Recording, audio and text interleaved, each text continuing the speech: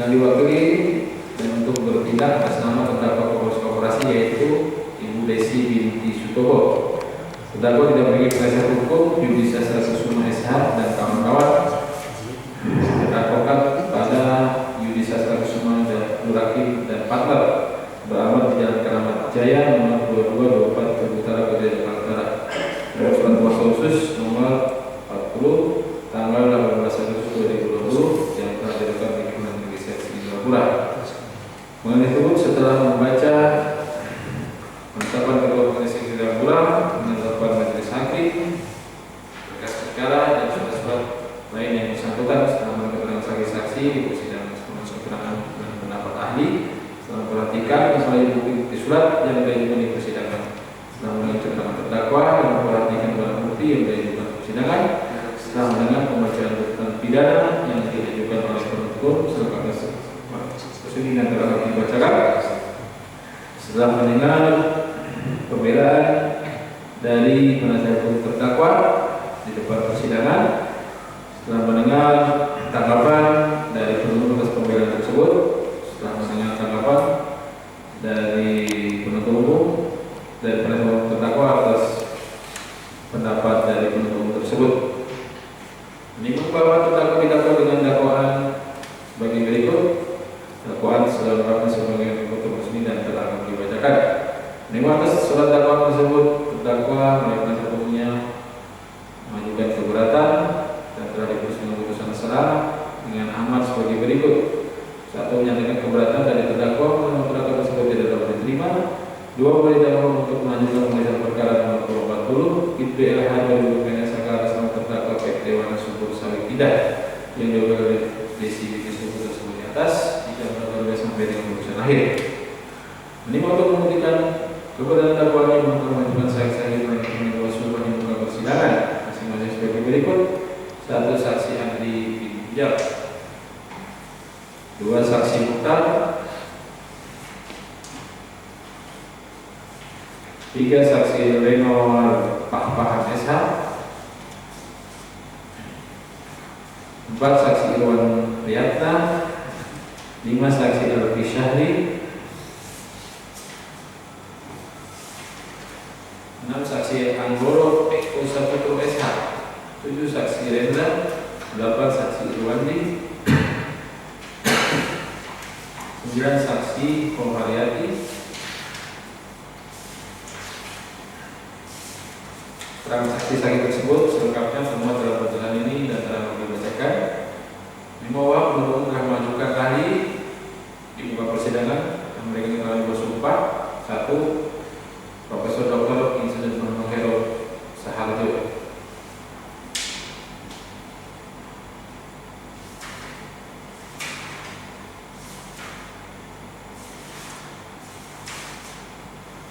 Dua, Dr. Insinyur Basuki Basis MSI.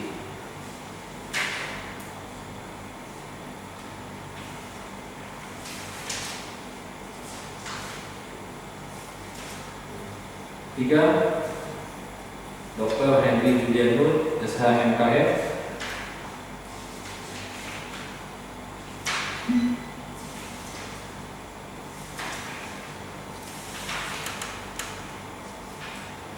4, Insinyur Rizal Ismail.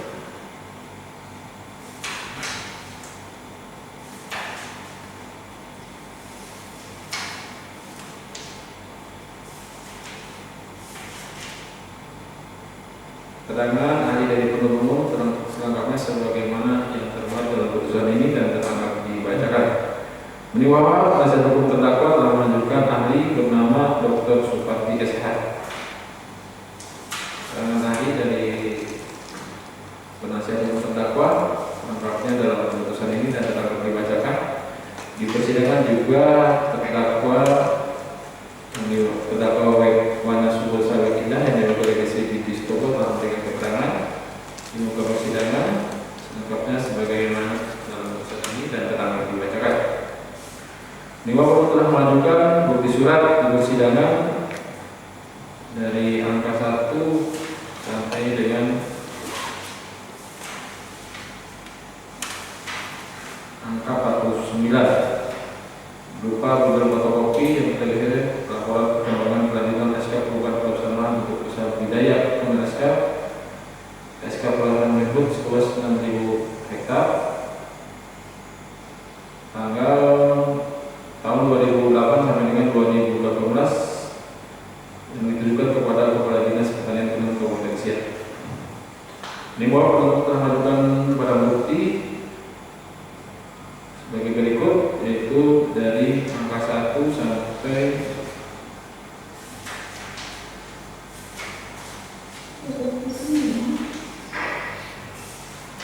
angka 37 berupa fotokopi yang telah diisi surat keterangan nomor 149 tanggal 22 Oktober 2018 tentang keterangan berisi tulisan tentang PT Geogas bukti-bukti tersebut di atas telah disasar dan dari sebagai barang bukti dalam ini maka dapat dipertimbangkan sebagai barang bukti yang sah di persidangan. Menimbang bahwa keseluruhan fakta-fakta persidangan tersebut di atas adalah temuan dalam berita acara persidangan perkara ini dan isinya dalam ini menunjuk berita acara tersebut sebagai satu putusan yang tidak terpisahkan dari putusan ini. Ini bahwa berdasarkan alat bukti dan barang bukti yang diajukan oleh fakta pada hukum sebagai berikut. Selengkapnya termuat dalam putusan ini dan teranggap dibacakan.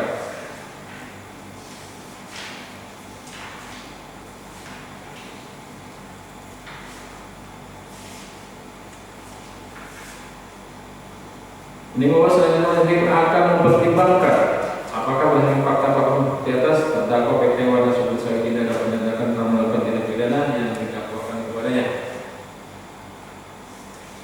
Ini bahwa terdakwa dengan dakwaan subsidiaritas maka dari terdakwa kepentingan dakwaan pertimbangan terlebih dahulu. Jika dakwaan tidak terbukti maka majelis hakim akan mempertimbangkan dakwaan subsidiar penuntut umum. Menimbang bahwa dalam dakwaan penuntut umum terdakwa didakwa dengan dakwaan anggaran pasal 98 ayat 1 junto pasal 116 ayat 1 B Undang-Undang RI nomor 32 tahun tentang perlindungan pemohon hidup yang unsur-unsurnya sebagai berikut.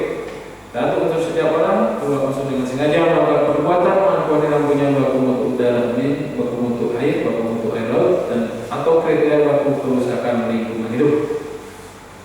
Lima, terhadap unsur tersebut di atas majelis hakim akan mempertimbangkan sebagai berikut. Satu, unsur setiap orang.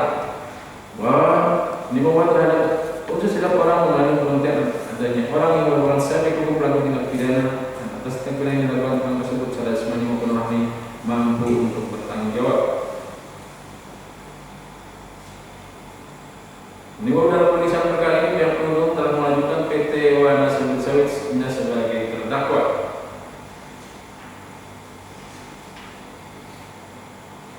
Menimbang bahwa oleh karena kompolnasi menjadi terdakwa dalam perkara bukan manusia atau orang yang dapat menolong fisik dan menjadi kemanusiaan sehingga terdakwa PT Wana Subur Indah harus diwakilkan oleh pengurusnya yaitu saudara Desi Binti Stopo yang merupakan Direktur PT WSSI yang masa Partai Perubahan terakhir yaitu akte notaris Ari Supranto SH nomor 26 tanggal 17 Februari 2020 tentang pernyataan keputusan pengesahan PT Wana Subur Sawit Indah yang telah dilakukan di catatan Kemenkumham RI nomor 010300926117 perihal penerimaan penelitian data persoalan PT Wana Subur Indah mempunyai surat pengurus direktur yaitu Desi Binti Sutopo, yang mana saudara Desi Binti Sutopo menjadi sebagai direktur PT Wana Subur Sawit Indah sebagai dalam surat dakwaan umum bahwa dirinya menjabat sebagai direktur Wana Subur Sawit Indah serta mengakui dalam keadaan sehat jasmani dan rohani. Menimbang beliau pada setiap tanggung jawab korporasi maka hakim berpendapat bahwa penuntut tepat mengenai korporasi sebagai terdakwa dalam perkara aku sehingga unsur setiap orang menurut keyakinan hakim telah terbukti secara sah dan meyakinkan. Dua, unsur dengan sengaja melakukan perbuatan mengakibatkan dilangkunya baku mutu udara, kemudian baku mutu air laut atau kriteria baku kerusakan lingkungan hidup.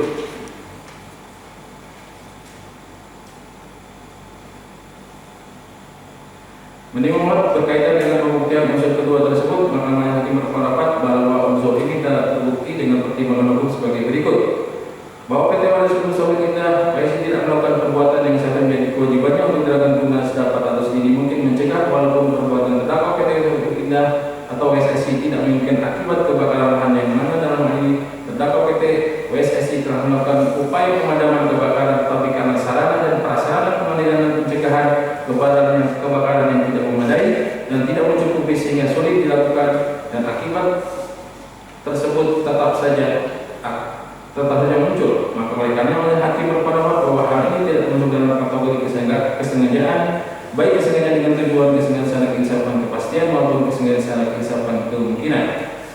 Menimbul dari rangkaian perbuatan terdakwa PT WSSI tersebut di atas dikaitkan dengan sejenis yang telah menjadi perbuatan di atas, maka oleh karena hakim berkeyakinan perbuatan terdakwa tidak dapat dikategorikan sebagai perbuatan dengan sengaja melakukan perbuatan yang mengakibatkan asap tebal dan dosa yang dimana setelah terbakarnya lahan PT WSSI tersebut yang mengakibatkan menyebabkan udara ambien dan punya kriteria baku kerusakan hidup, sehingga salah satu unsur pokok dakwaan perkara pada umumnya dengan sengaja melakukan perbuatan tidak terbukti.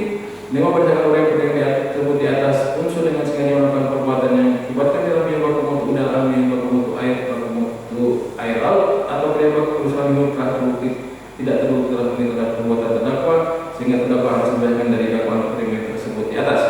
Menimbul selanjutnya majelis hakim akan memberikan dakwaan subsidiar, yaitu melanggar pasal 99 ayat 1 untuk pasal 119 ayat 1 huruf B Undang-Undang RI Nomor 32 Tahun 2009 tentang perlindungan pengguna hidup, yang unsur-unsurnya sebagai berikut: 1. Unsur setiap orang. 2. Unsur karena kelalaiannya mengakibatkan dalamnya baku mutu udara ambien, baku mutu air, baku mutu air laut atau baku kerusakan lingkungan hidup.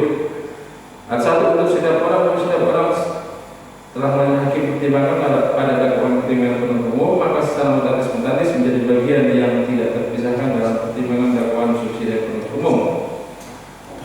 Menimbul pertimbangan dakwaan unsur setiap orang menurut yang telah terbukti secara sah demikian, maka dakwaan subsidiar juga telah terbukti secara sah meyakinkan bagi majelis hakim.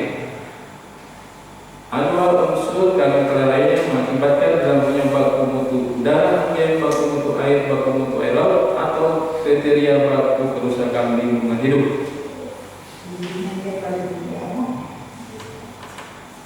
Menimbul berdasarkan fakta hukum yang terungkap di persidangan, yaitu keterangan saksi-saksi, keterangan ahli, keterangan terdakwa, dan bukti surat yang saya tuliskan bahwa terdakwa PT WSSI memiliki rangkaian peraturan yang dalam sertifikat antara lain sebagai berikut: 1. Keputusan Menteri Pertanian Nomor 579 tanggal 24 Juli 2001 tentang pemberian izin usaha pengembangan sawit tidak, dan diakhiri dengan keputusan Bupati Siak Nomor 346 31 tentang perpanjangan izin lokasi untuk keperluan perkebunan.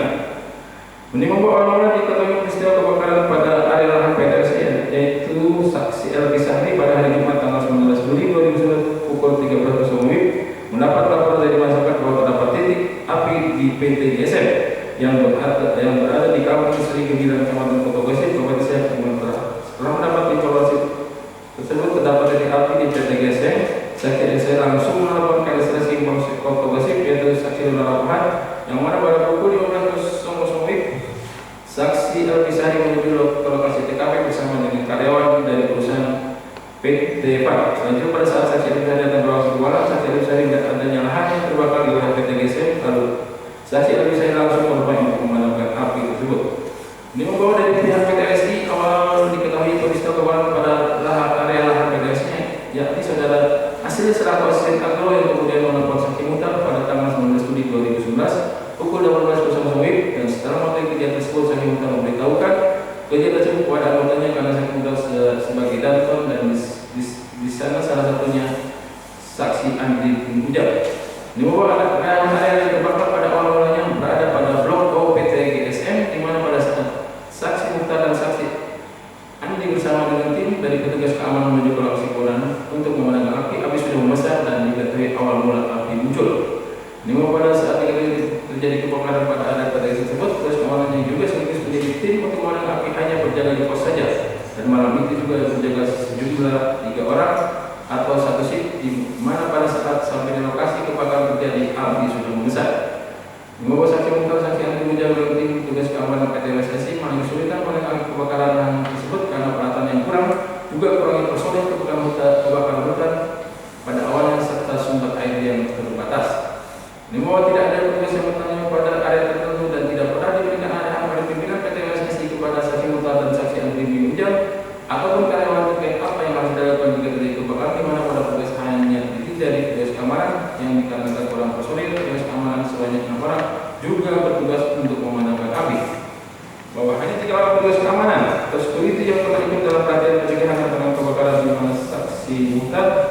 ditunjang menjadi salah satu yang menguasai cara untuk menangkap peran tersebut berdasarkan perhatian mengenai oleh kebakaran oleh pengendara AGDI.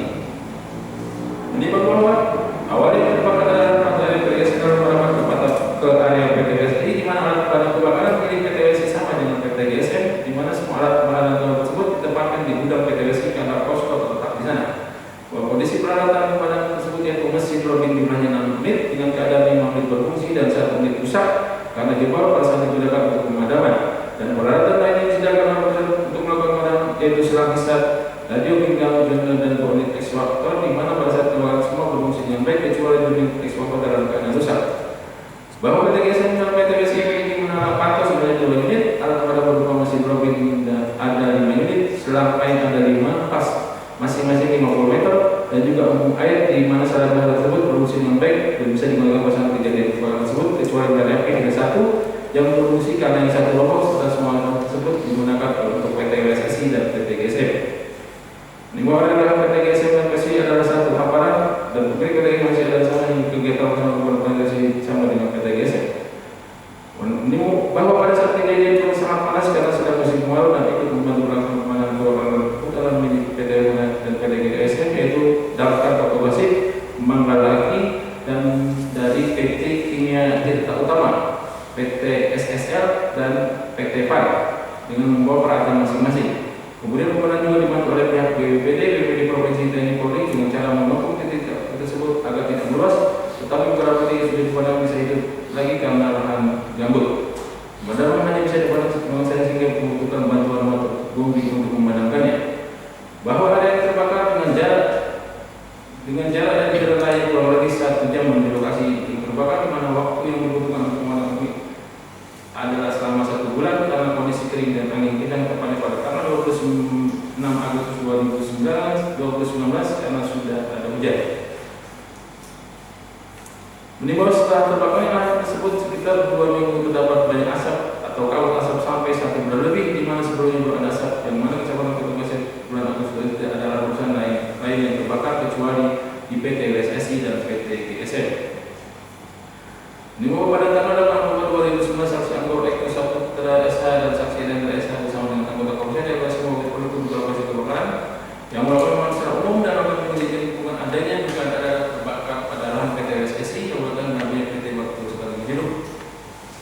Bahwa area lahan PT GSI tersebut sejak tanggal 19 Juni 2019 sekitar jam 14.00 sampai dengan 26 Agustus 2019 dengan yang terbakar kurang lebih 110 hektar, dan lahan di area lokasi yang terbakar tersebut belum diterangkan kelapa sawit semua, baru sebagian saja yang sudah ditanya kelapa sawit, sebagian lagi masih berupa semak buka. Bahwa pada sudah kali terjadi kebakaran yaitu pada tahun 2017 dan tahun 2019, dan luas dari PTGSI seluas 6.500 hektar dan luas yang dimiliki PTGSI seluas 6.000 hektar. Bahwa Profesor Dr. Bambang Heru Saharjo telah melakukan pemeriksaan lapangan terhadap pada penelitian kelapa sawit milik PTGSI tanggal 22 Oktober 2019, di mana hasil analisa urin terhadap bahan bakar yang diambil dari lokasi terbakar pada kelapa sawit PTGSI serta didukung oleh hasil pengamatan yang dilakukan pada lokasi terbakar tersebut menunjukkan peta yang telah terbakar adalah peta yang berhubungan kelapa sawit, namun terdapat lahan kosong di antaranya yang kemudian terbakar. Tampak kelapa sawit juga ikut terbakar sehingga ke akarnya. Terlihat sekali bekas lahan bekas terbakar hampir merata di seluruh area terbakar tersebut. Ini artinya ada pembiaran terhadap terjadinya kebakaran, selain karena sampah sangat minim dan tidak memadai, juga kebakaran yang terjadi sesungguhnya diharapkan dapat dipahami kemudian setelah terbakar dan lahan tampak bersih dan mudah dikerjakan. Terjadi penumpukan abu dan arak pada lokasi lahan terbakar yang relatif merata. Hasil pengamatan terhadap berat sampel yang dianalisa di lapangan menunjukkan bahwa kebakaran telah merusak lapisan permukaan tanah gambut dengan ketebalan rata-rata berkisar antara 5 sampai dengan 10 cm.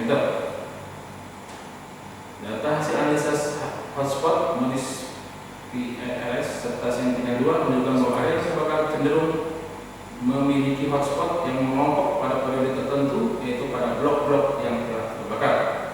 Bahwa berdasarkan penyelidikan lapangan oleh tim yang satunya yaitu ahli Profesor Dr. Heru Saharjo dan Dr. Konsultasi diketahui bahwa di area PTGSI hampir sebagian besar alat utama dalam pengendalian kebakaran tidak tersedia. Bahkan kelompok punggung suntikan gawat serang tidak memiliki sama sekali. Selain itu kelengkapan personil dan pusdal juga sangat minim. Menanggapi hanya tersedia 3 dan masih butuh 5 modal lagi. Kemudian pula teropong hanya memiliki 1 alat dan masih perlu sekitar 9 buah lagi.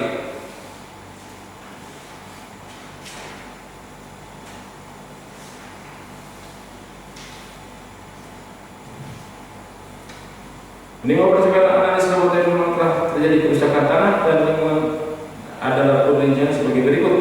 Hasil analisa tanah di laboratorium lingkungan ICBB tanggal 13 November 2019 pada tanah rusak menunjukkan pH tanah meningkat akibat terbakar.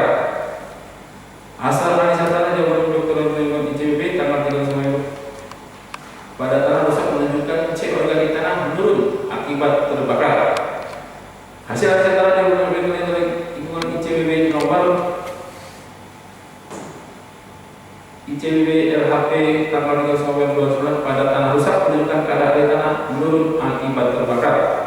Hasil analisa tanah di laboratorium lingkungan ICBB tanggal 14 November 2019 pada tanah rusak menunjukkan drop density dalam kurun bawah isi meningkat akibat terbakar. Hasil analisa tanah di laboratorium ICBB tanggal 12 November 2019 pada tanah rusak menunjukkan porositas tanah ruang pori total menurun akibat terbakar. Menimba bahwa dampak langsung dengan terjadi kebakaran pada area PTWSSI yaitu terjadinya kerusakan tanah berupa subsiden tanah gambut, matinya flora dan fauna tanah, rusaknya sistem tata air dan rusaknya ekosistem dan habitat makhluk hidup. Berdasarkan pemeriksaan lapangan dan dasar bukti memang benar telah terjadi kerusakan tanah dan lingkungan akibat lahan di area kebun kelapa sawit PTWSSI yang berada di Kota Gresik Kabupaten Provinsi Riau.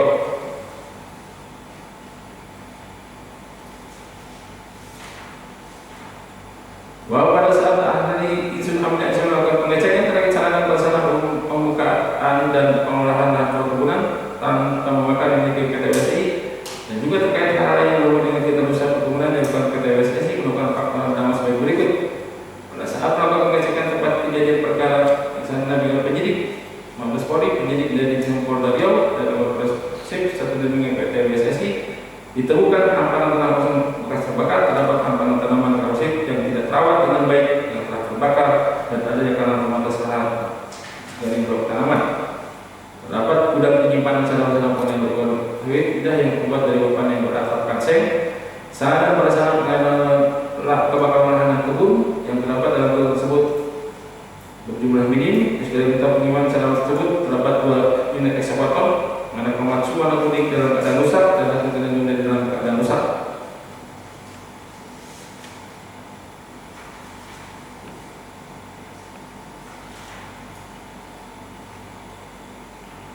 Ini pada sebelum terhadap kedua pihak yang harusnya bertanggung jawab terhadap terjadinya kebakaran pada area lahan PTWSSI dalam PT Hanya Hasil Bumi dalam turun PT HW berdasarkan akte kuasa direksi antara saudara Fahri selaku Direktur PTWSSI dan Saudara Musa selaku Direktur PT HW melalui akte perjanjian pengelolaan pengusaha nomor 16 tanggal 2018 dan akte nomor 2 tanggal 4 Maret 2019 dari Notaris dan PT Agus Sumati SSH MKM.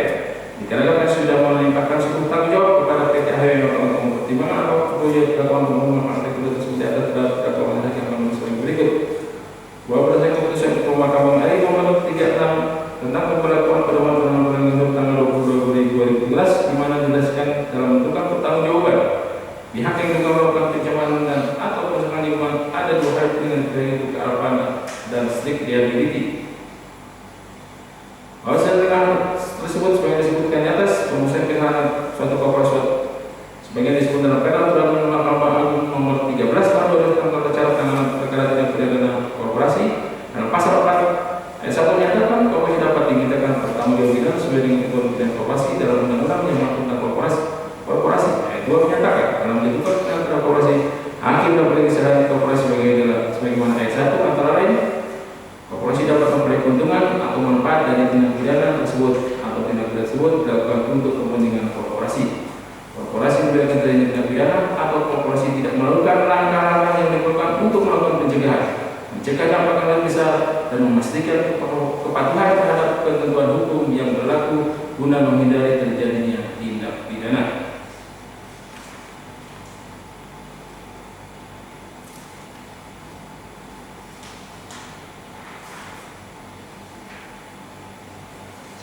Memang dengan demikian PT WSSI tidak melakukan perbuatan yang seharusnya menjadi kewajibannya untuk dilakukan guna sedapat atau sedemikian mencegah, walaupun perbuatan terdakwa PT WSSI tidak demikian akibat kebakaran yang mana dalam hal ini terdakwa PT WSSI telah melakukan upaya pemadaman kebakaran tapi karena sarana dan prasarana pengendalian dan pencegahan kebakaran yang tidak memadai dan tidak mencukupi sehingga sulit dilakukan, dan akibat tersebut tetap saja muncul, maka kewajibannya oleh hakim berpendapat hal ini merupakan suatu bentuk kelalaian atau perubahan karena memang benar telah terjadi perbuatan pidana, yaitu tidak dilakukannya upaya maksimal untuk mencegah maupun memadamkan kebakaran yang terjadi yang dilakukan oleh terdakwa PT WSSI pada lahan area izinnya. Pada akhirnya perbuatan terdakwa PT WSSI tersebut dikaitkan dengan alasan nulis yang telah menjadi pertimbangan maka hakim berkeyakinan bahwa perbuatan terdakwa sebagai perbuatan kelalaian atau perubahan yang mengikat asap tebal di mana setelah terbakarnya lahan PT WSSI sekitar 2 minggu terdapat banyak asap atau kabut asap sampai 1 bulan lebih, di mana sebelum ada asap serta di Kecamatan Kota Tasik, Kabupaten Siak tidak ada area lahan lain yang terbakar kecuali di lahan PT GSI dan PT WSSI, sehingga dalam 2 kerusakan dan kerusakan lingkungan hidup.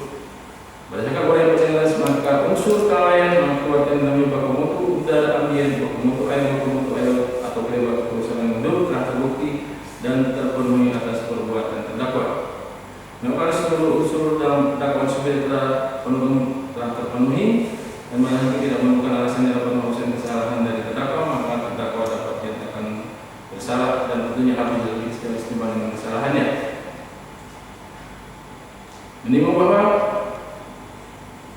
Pasal 119 ayat 1 Undang-Undang Nomor 32 Tahun tentang Perlindungan Lingkungan Hidup menyatakan undang-undang yang dilakukan oleh untuk penanganan badan usaha dalam pidana atau saking pidana dijatuhkan kepada badan usaha dan atau B orang yang memberi perintah untuk melakukan tindak pidana tersebut atau orang yang bertindak sebagai pemimpin kegiatan dalam tindak pidana tersebut.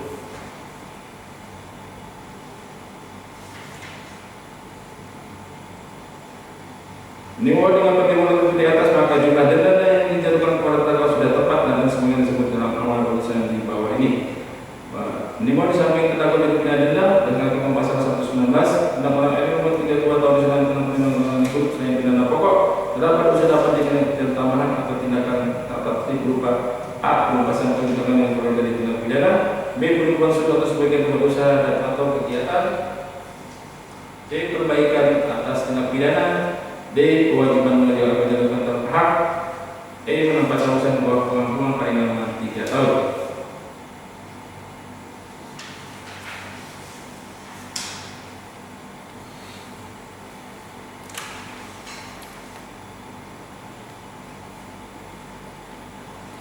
Ini bahwa berdasarkan dengan pidana malah bersependapat dengan umum dengan besaran pidana tambahan berupa perbaikan tindak pidana yang merupakan bagian dari pertanggungjawaban terhadap lingkungan, maka pidana tambahan berupa perbaikan akibat tindak pidana yang harus dibayar oleh terdakwa adalah sebesar 40.837.6.500 rupiah. Ini bahwa sebelum dilakukan pidana terhadap terdakwa maka akan dipilih keadaan yang berat dan meringankan. Keadaan yang berat sama perbuatan terdakwa telah mengakibatkan percepatan pemanasan global dan mengurangi zat karbon yang sangat dibutuhkan oleh kehidupan manusia. Perbuatan terdakwa mengakibatkan asap tebal yang mengganggu kesehatan masyarakat yang berada dekat dengan wilayah terjadi kebakaran, dan perbuatan terdakwa telah merusak lingkungan. Keadaan yang meringankan terdakwa belum pernah hukum, terdakwa bersikap kooperatif selama proses persidangan. Perhatikan ketentuan perundang-undangan yang berkaitan dengan perkara ini. Mengadili 1. Menyatakan terdakwa PT WSSI yang diwakili oleh direkturnya yaitu Desi Binti Sutopo tersebut di atas tidak terbukti salah satu dari yang besar melakukan tindak pidana karena sengaja melakukan dalam penyebab mutu udara, ambien dan penyebab kerusakan hidup sesuai dalam dakwaan primer penuntut umum. 2. Berdasarkan terdakwa PT WSSI yang diwakili oleh direkturnya yaitu Desi Binti Sutopo tersebut di atas dari dakwaan primer penuntut umum. 3. Menyatakan terdakwa PT WSSI yang diwakili oleh direktur yaitu Desi Binti Sutopo tersebut di atas telah terbukti salah satu dari yang bersalah melakukan tindak pidana karena kelalaiannya mengakibatkan hilangnya baku mutu udara ambien dan kriteria baku kerusakan lingkungan hidup sebagai dalam dakwaan subsidiar penuntut umum. 4. Menjatuhkan pidana terhadap terdakwa akan dengan pidana denda sejumlah 3 miliar rupiah. 5. Menjatuhkan pidana tambahan berupa perbaikan akibat tindak pidana sejumlah 40 miliar 837.006.500 rupiah. 6. Menetapkan barang bukti 1. Barang bukti yang dari saudara Asril dirampas untuk dimusnahkan. Barang bukti atau dokumen surat yang disita dari saudara Nuki atau Wijaya tetap terlambat dalam berkas perkara. Sedangkan barang bukti yang disita dari saudara Muslim diperlukan dalam perkara PT DSM. Dan terakhir, 7. Membantu kepada terdakwa untuk biaya perkara sejumlah 10.000 rupiah. Demikian keputusan dalam sidang musyawarah hakim majelis hakim pada hari Rabu tanggal 6 Januari 2022 oleh Hakim Sufyan Solesa MH selaku hakim ketua, seperti pemerintah saya dan para pemerintah kuasa masing-masing sebagai hakim anggota bersama dengan sidang ketua umum pada hari Selasa tanggal 26 Januari 2021 oleh hakim didampingi oleh kedua hakim anggota tersebut dibantu oleh Ruh Adrian SOS SH yang terpengganti pada Negara Singapura dihadiri oleh PGB Indonesia SH Lembaga Singapura Singapura dan terdakwa yang didampingi penasihat hukumnya. Demikian ya, saudara terdakwa dan penuntut umum. Pembacaan putusan PPSS ini atau putusan ini saudara diberi hak untuk menerima, pikir-pikir atau mengajukan upaya banding ya. Bagaimana sikap dari terdakwa maupun penasihat hukum terdakwa? Bagaimana penasihat hukum terdakwa? Baik, 7 hari ya. Penuntut